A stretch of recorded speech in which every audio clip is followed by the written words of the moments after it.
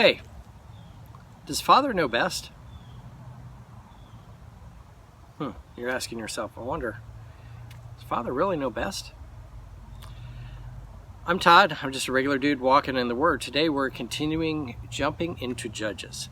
And we are talking about Samson right now. And in this issue today, in this passage we're talking about in Judges 14, verses 10 through 18, you're going to see where Samson's father had spoken to him previously, like, do you need to get a wife from the Philistines? Isn't there someone like close that you can marry? Someone from our area that's not a Philistine? But Samson is like, no, I got to have that Philistine. And it doesn't turn out well, okay? So anyway, I think Father does know best, and we need to be listening to our parents. Let me read here. This is Judges chapter 14, verses 10 through 18. It says this: Now his father went down to see the woman, and there Samson held a feast, as was customary for the young men. Okay, so Samson's father has gone down to make arrangements for Samson to marry this Philistine woman. And when he does that, Samson goes along and he's supposed to throw a party, and he's throwing a party at his future wife's house, okay, at her future wife's father's house, actually. So he's throwing a party there. So that's what's happening so far. Verse 12. Verse 11. When the people saw him, they chose 30 men to be his companions. Let me tell you a riddle, Samson said to them.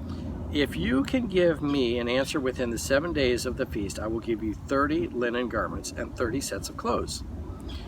If you can't tell me the answer, you must give me 30 linen garments and 30 sets of clothes. Okay? I'm going to stop there. So these were attendants, like groomsmen, you might say, okay, or groomsmen or witnesses of this. And these were all Philistines, okay? And Samson didn't bring any of his Israelite kinfolk along with him. It was just his father and his mother and the Philistines. So they're with the Philistines, and the Philistines have 30 attendants, okay?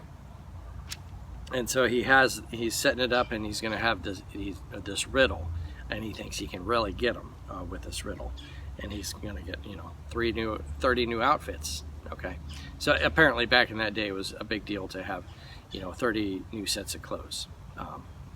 They weren't going to be new after what he did to them, but so 30 sets of clothes, that was a big deal to get that. They said, tell us your riddle. Let's hear it. He replied, out of the eater something to eat, out of the strong something sweet. For 3 days they could not give the answer.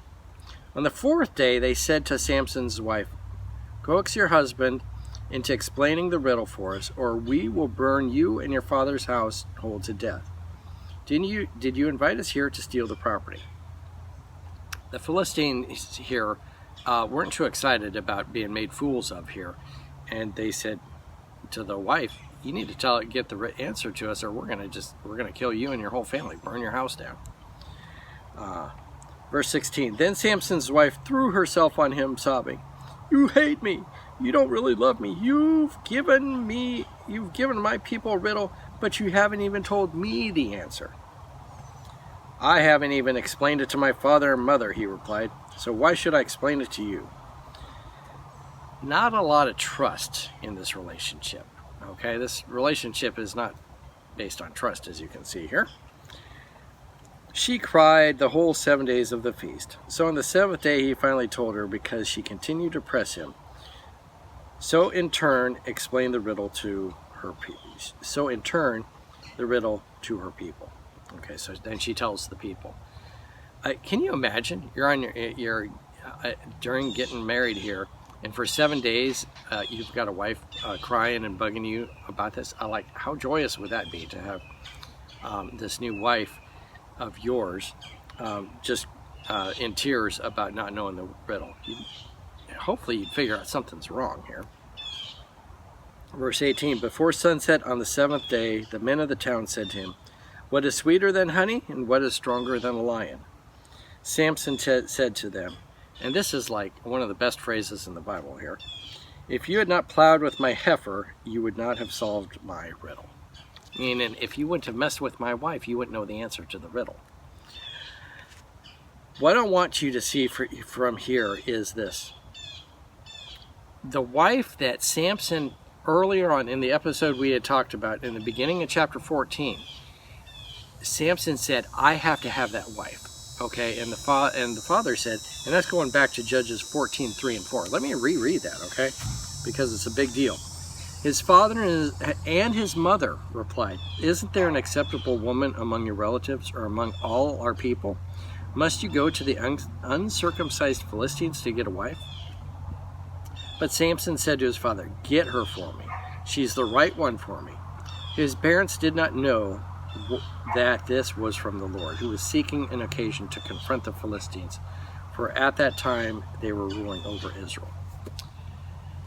You can see that the father and the mother, they weren't in favor of this at all, and it had suggested he finds a wife, from his own tribe.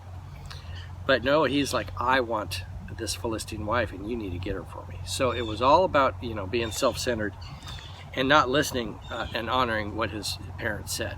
And even to the point, you can see how he didn't honor them by not listening to what they said. But even earlier on, when he took that honey out of the lion and then gave it to them, like he had broken the Nazirite vow, and he was just gonna, have them go right along with it, not telling them anything. So the thing was, he thought he had to have this wife, which would be such a prize. It turned out she wasn't such a prize, just like her father had said, his father had said. So the whole point of this whole thing here today is this: honor your parents, listen to them. Okay, they have a little more experience than we do. So even I'm 53, I think now. I need to be honoring my parents too. All right. Thanks for watching. I'm just a regular dude walking in the Word, and I'll see you tomorrow as we continue jumping into Judges. We'll see you then. Lord's blessing to you.